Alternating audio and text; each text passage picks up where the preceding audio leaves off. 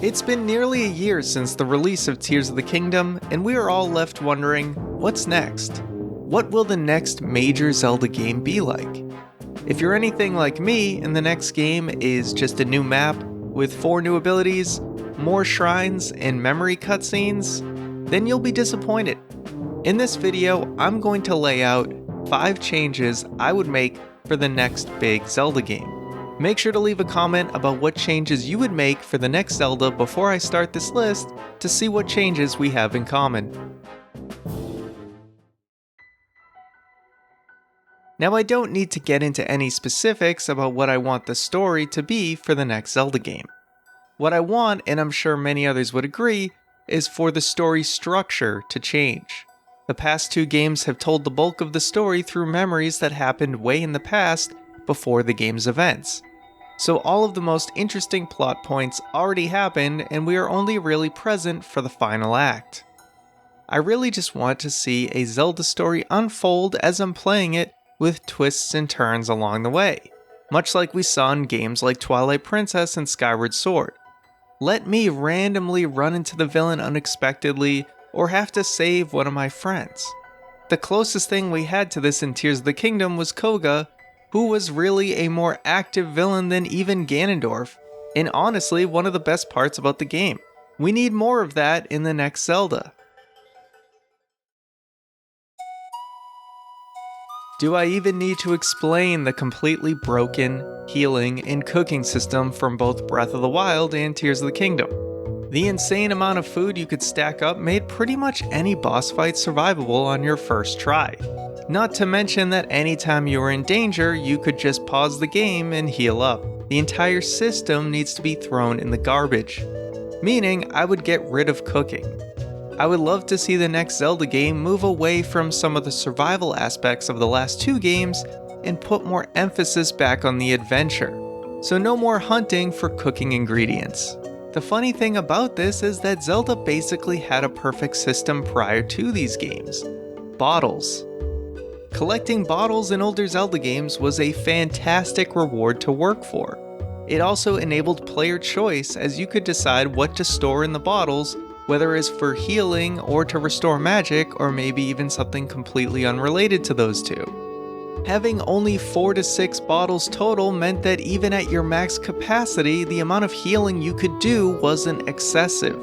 I would absolutely bring bottles back and only make one change from what the older Zelda games did. I would just make it so that you had to consume the bottle's contents in real time. Even in older Zelda games, when you used a bottle, everything around you would freeze. I think it would be more interesting and challenging gameplay if you had to time your moments to heal up, much like the Estus system in the Souls games. The one exception would be fairies, which would heal you upon death, and I think it would be cool to make those extremely rare to find due to how useful they would be. So the majority of the time you would have to rely on red and green potions.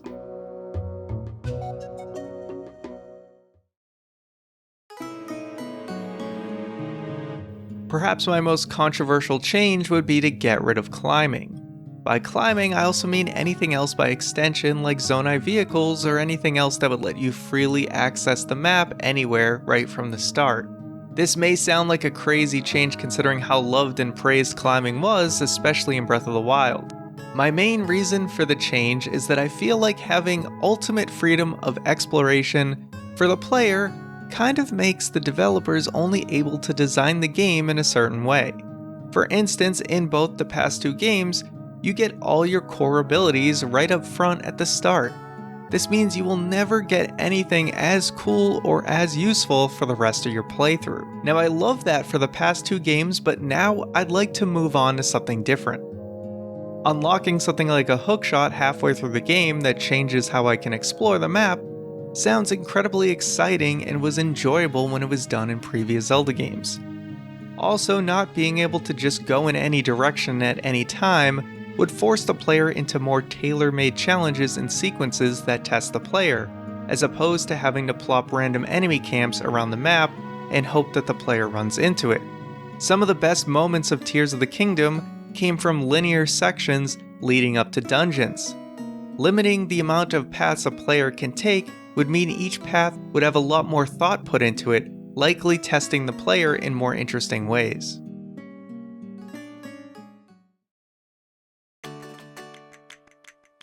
As for combat, there isn't too much I would change when it comes to the actual in-game action, except for maybe removing or replacing flurry rushes with something a little less overpowered. The real change would be for the weapons. I was definitely a breakable weapons defender for quite a bit of time with the previous games, but I think the system has run its course. I would love for Zelda to keep and even expand the variety of weapon types like axes, spears, and two-handed swords, but make them unbreakable. Maybe at worst you would have to repair them after some time. This would open up opportunities to have each of the weapon types be more advantageous in certain scenarios, like a certain boss being more vulnerable to a spear weapon, or just easier to use on that boss due to the boss's moveset. Also, with the weapons being more permanent, finding an upgrade for that weapon would be a really awesome reward. Imagine going into a hidden cave, fighting a tough boss, and then finding a +1 upgrade to your axe. Now you have a stronger axe for the rest of the game, or until you find an even stronger one. I think these changes would open up the combat a lot and also help address the problem of the last two games of not really being able to find good rewards out in the open world.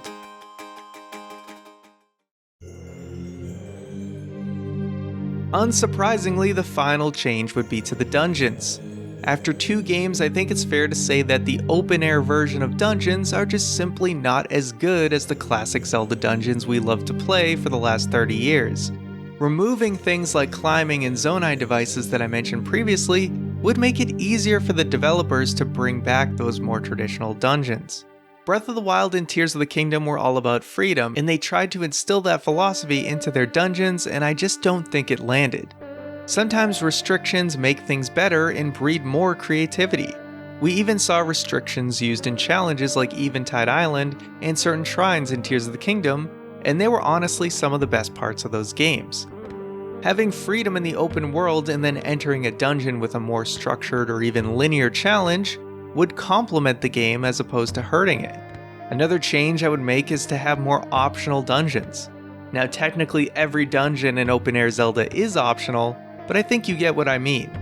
Every dungeon in the past 2 Zelda games was part of the main quest, and there was a sequence to be able to enter each one. And while I don't think that should change for every dungeon, it would be incredible to just happen upon a dungeon in the open world that you did not expect and realize it is a full-fledged dungeon. A fleshed out dungeon with maybe even hidden lore and other cool things to discover. That is the dream for me. Thank you guys for watching, and I'll see you next time.